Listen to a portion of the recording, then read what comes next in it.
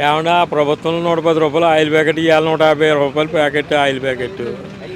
ఏమండి అన్ని నిత్యావసర వస్తువులు అన్నీ పెరిగిపోయినాయి. సామాన్య మానవుడు కొనుక్కోలేని రీతిలో ఉన్నాడు. మాకు ఇక్కడ బతుకు తెరిచితే బతుకు తెరువు లేదు. పొద్దున్న ఎట్టుకున్నాం, పొద్దున్న సీరియల్, సాయంత్రం సీరియల్ వెళ్తున్నాం.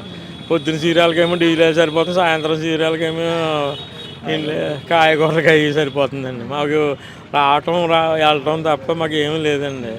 ఇది వరకు ప్రభుత్వంలో మాకు ఆటోలకి అయ్యి మాకు 10,000 వేసాడంటే బ్రేకు, రోడ్ ట్యాక్స్ చేసినందుకు 2,000 సరిపోయేదండి. ఇవాళ మేము అప్పులు చేసి ఇవ్వాల్సి వస్తుందండి. ఆటోలకు అనవసరంగా డబ్బులు వేసి నాశనం చేస్తారని చెప్పేసి ఏమండి రకరకాలుగా అనుకుంటారండి.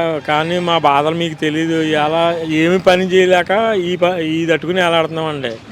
అదే పనిలోకి వెళ్తే ఏ పనిలోకి వెళ్ళినా 700 రూపాయలు కూలి వస్తుందండి. కూలికి వెళ్ళలేకండి ఈ పని దీని మీదే ఉంటున్నామండి.